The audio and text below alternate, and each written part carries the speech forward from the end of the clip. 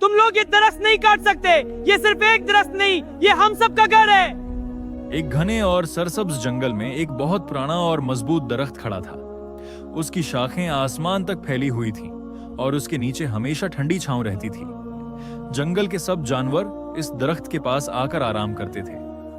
बंदर उस पर खेलते, परिंदे उस पर घोंसले बनाते और हिरन उसके नीचे बैठकर सुकून महसूस करते थे। इसी जंगल के किनारे एक छोटा सा गांव था जहां एक नेक दिल लड़का रहता था जिसका नाम हुस्न था। हुस्न को जंगल से बहुत मोहब्बत थी।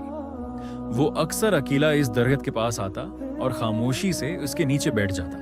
कभी वो दरख्त से बातें करता, कभी उसके पत्तों को हाथ लगाकर मुस्कुराता जैसे वो उसका कोई करीबी दोस्त हो। गांव के दूसरे बच्चे उसका मजाक उड़ाते और कहते, दरख्त भी कभी किसी का दोस्त होता है। मगर हुस्न को यकीन था कि ये दरख्त खास है। एक दिन जब हुस्न दरख्त के पास बैठा था, अचानक तेज हवा चलने लगी। दरख्त के पत्ते जोर जोर से हिलने लगे।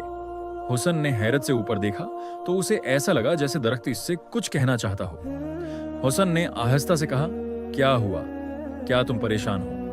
हुआ कुछ देर के लिए रुक गई, मगर माहौल में अजीब सी खामोशी छा गई। अगले दिन हुस्न दोबारा जंगल आया, मगर उसने देखा कि कुछ अजनबी लोग जंगल के अंदर घूम रहे हैं। उनके हाथों में कल्हाड़ियां थीं और वो दरख्तों को गौर से देख रहे थे। हुस्न के दिल में खौफ पैदा हुआ।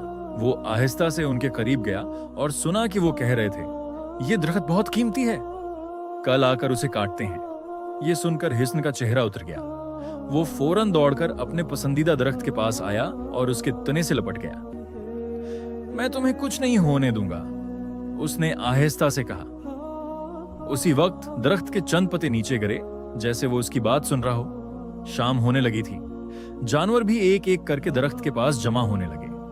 हिरन खामोश खड़े थे, बंदर दरख्त पर बैठे हुए थे और परिंदे उदास आवाज में चहचहा रहे थे। ऐसा लग रहा था जैसे सबको आने वाले खतरे का एहसास हो।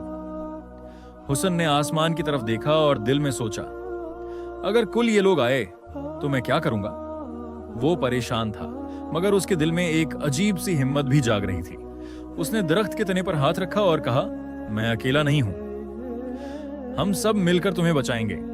हवा दोबारा हल्की हल्की चलने लगी और दरख्त की शाखें आहिस्ता आहिस्ता हिलने लगी जैसे वो हुस्न की बात से इत्तेफाक कर रहा हो। हुस्न ने आखिरी बार दरख्त को देखा और घर की तरफ चल पड़ा, मगर इसके दिल में एक ही सवाल था, क्या वो कल इस दरख्त को बचा पाएगा? पार्ट 2 में क्या हुस्न वाकई दरख्त को बचा पाएगा और जंगल उसका साथ देगा या नहीं?